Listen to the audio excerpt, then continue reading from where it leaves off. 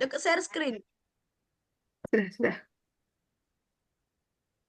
Assalamualaikum warahmatullahi wabarakatuh. Kami dari kelompok 11 Kak hari ini akan mempresentasikan tentang merancang permainan anak dengan pendekatan saintifik. Sebelum itu, yang kami hormati kepada dosen pengampu kami, yaitu Bapak Dr. Andes Laihat MPD dan Ibu Najlatul Fatia MPD. Sebelum kami menjelaskan materi kami hari ini, kami akan memperkenalkan diri kami terlebih dahulu. Saya sendiri sebagai moderator, Ayu Stianingsi. Perkenalkan, saya Dinda Eka Pratiwi. Perkenalkan, nama saya Putri Handayani. Baiklah, kami akan menjelaskan yang materi pertama yaitu tentang perancangan yang akan dijelaskan oleh Saudari Dinda. Baik, terima kasih Ayu atas kesempatannya. Di sini saya akan menjelaskan mengenai pengertian rancangan. Menurut Kamus Besar Bahasa Indonesia, kata dasar perancangan itu sama dengan rancang. Nah, perancangan ini merupakan sebagai suatu proses perencanaan terhadap suatu hal dengan melewati tahapan tertentu demi mencapai sebuah tujuan. Yang kedua ada menurut para ahli, yaitu menurut Adinda Mardia tahun 2023, perancangan adalah proses merencanakan segala sesuatu terlebih dahulu. Perancangan merupakan wujud visual yang dihasilkan dari bentuk-bentuk kreatif yang telah direncanakan. Next. Yang ketiga ada menurut Aziz pada tahun 2020, perancangan juga merupakan suatu kegiatan yang memiliki tujuan untuk mendesain sesuatu yang baru yang dapat menyelesaikan masalah-masalah yang dihadapi perusahaan yang diperoleh dari pemilihan alternatif sistem yang terbaik. Nah, dapat disimpulkan bahwa perancangan adalah proses pemecahan suatu masalah yang dapat diselesaikan dengan pemikiran kreatif untuk mencapai suatu tujuan secara optimal. Perancangan yang matang dan terorganisir akan menghasilkan solusi terbaik. Dan salah satu bentuk solusi dalam perancangan adalah melalui desain kreatif.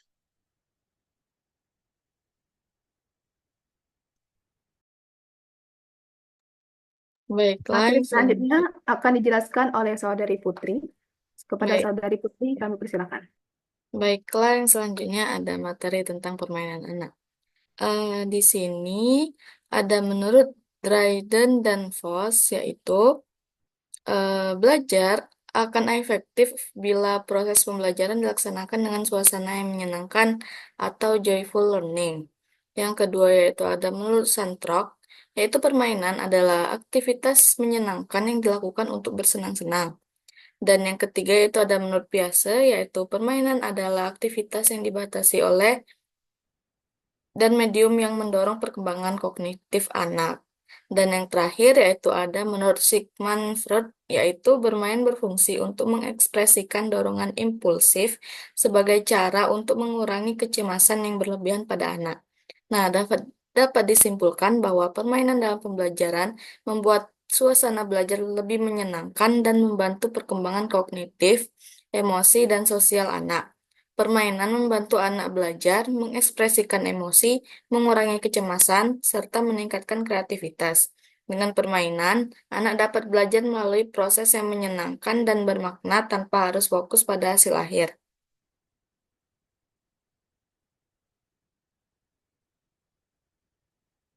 Selanjutnya yaitu ada macam-macam permainan anak. Macam-macam permainan anak di sini saya membaginya menjadi dua, yaitu ada ICT dan konvensional. ICT yaitu dalam permainan berbasis ICT, anak dapat berinteraksi langsung melalui media digital yang biasanya dirancang dengan grafis menarik, audio yang menyenangkan, dan fitur interaktif yang merangsang minat belajar serta ketertarikan anak. Yang kedua yaitu ada konvensional, permainan yang tidak memanfaatkan perangkat elektronik, melainkan berfokus pada aktivitas fisik atau penggunaan alat-alat sederhana. Next.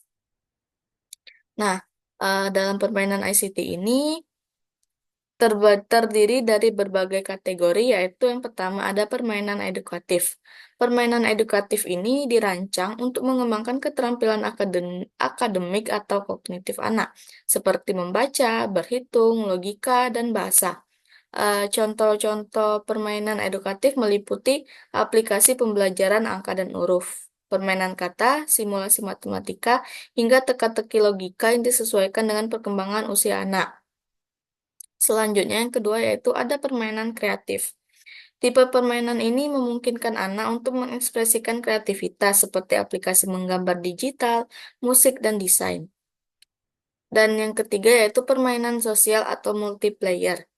Permainan ini melibatkan interaksi sosial dengan pemain lain, baik dalam jaringan lokal maupun jaringan online. Anak bisa belajar keterampilan komunikasi, kerjasama, dan pengambilan keputusan dalam tim. Meski permainan ini meningkatkan keterampilan sosial anak dalam dunia digital, perlu adanya pengawasan orang tua untuk memastikan keamanan interaksi yang terjadi di dunia maya.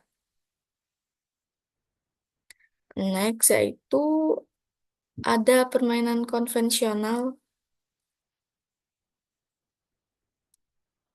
Nah, permainan konvensional ini juga terdiri menjadi tiga, yaitu ada permainan tradisional, yaitu setiap daerah atau negara memiliki permainan tradisional khas yang diwariskan turun-temurun. Misalnya seperti congklak, kelereng, lompat tali, dan peta umpet. Nah, permainan ini mengandung nilai-nilai budaya, kearifan lokal, dan norma sosial yang memperkenalkan anak pada kekayaan budaya mereka serta mengajarkan kerjasama, sportivitas, dan strategi dalam bermain. Yang kedua yaitu ada permainan olahraga, melibatkan aktivitas fisik yang cukup intensif seperti sepak bola, bulu tangkis, atau permainan bola lainnya. Yang terakhir yaitu permainan kreatif dan imajinatif. Tipe permainan ini dapat dilakukan dengan atau tanpa alat bantu. Misalnya permainan role player seperti bermain dokter-dokteran atau permainan cerita imajinatif yang mengajak berimajinasi dan membangun cerita.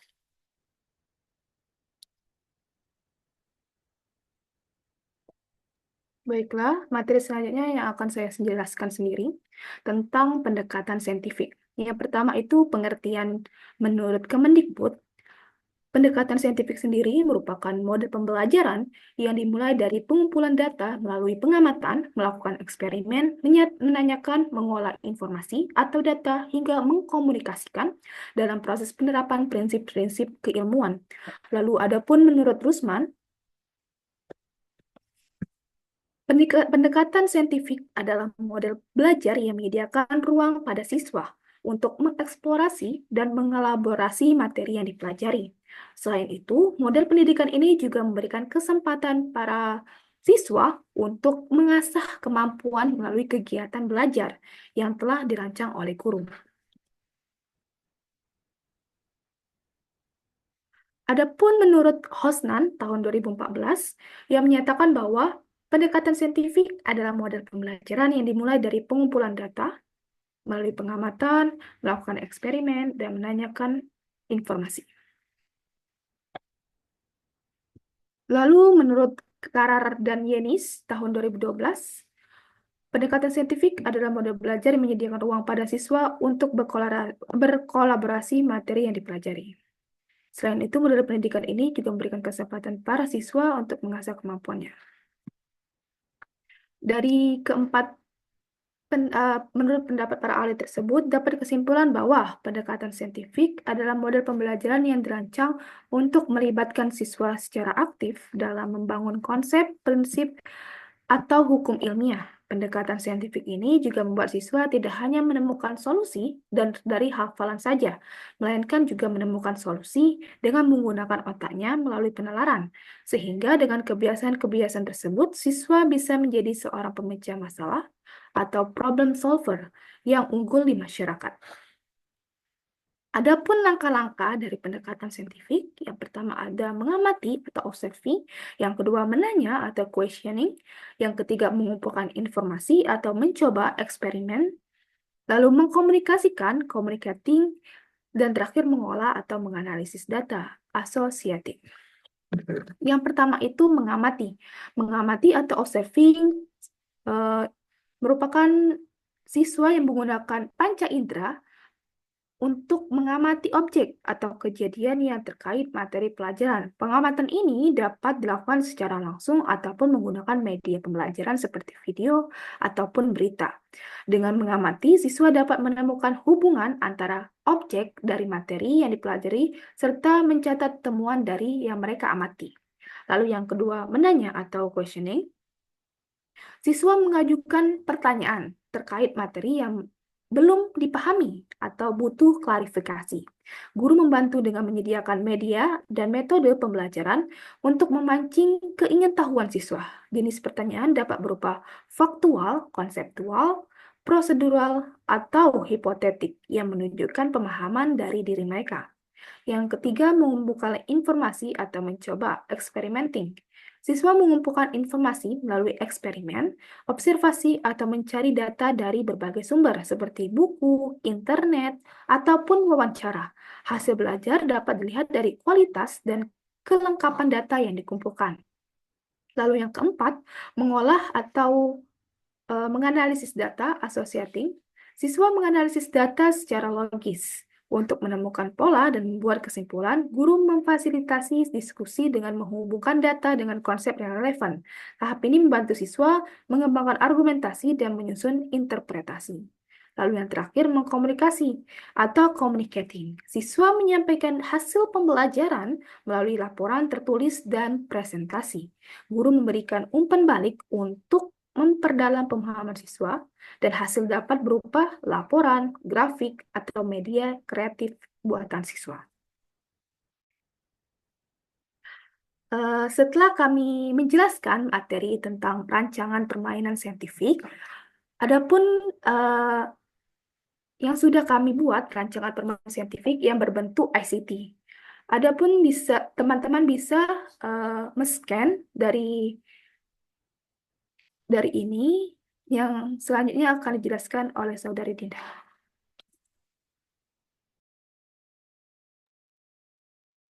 Ayu, boleh di-share screen permainannya?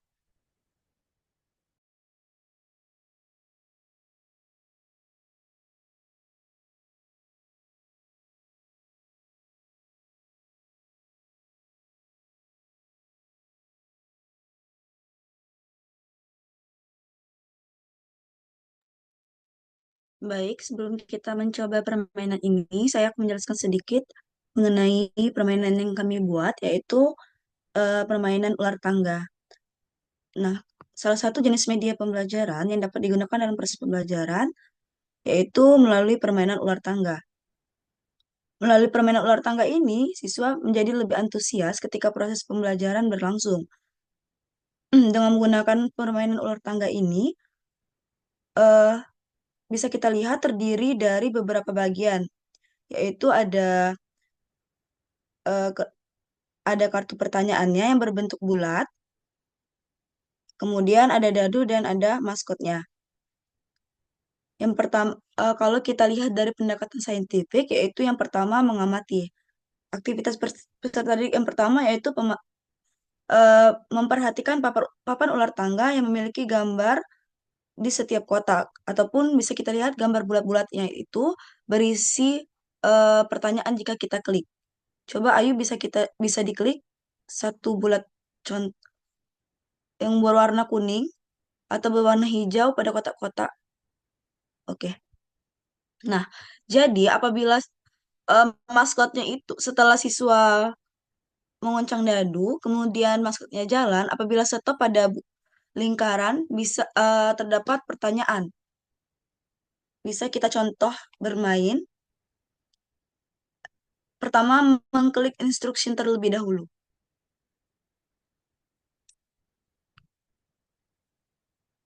Nah, di situ ada tujuan, kemudian ada tata cara bermain, bisa dibaca. Selanjutnya, kita bisa roll the dice, bisa klik silang terlebih dahulu. Oke. Misalkan pada dadu muncul 6, silakan menjalankan maskot setiap kelompok masing-masing.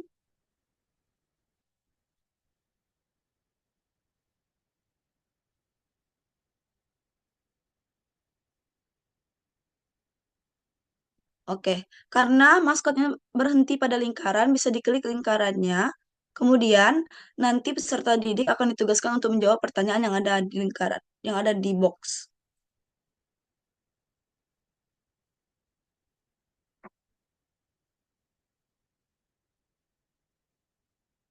Next. Kemudian kelompok selanjutnya, sampai kelompok yang berhasil mencapai angka 55 yang pertama.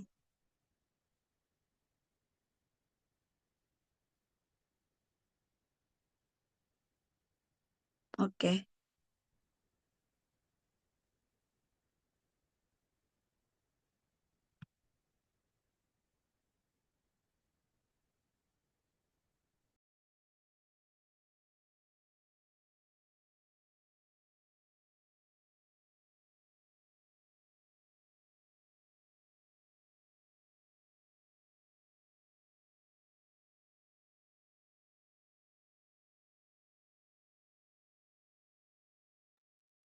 Baiklah, sekian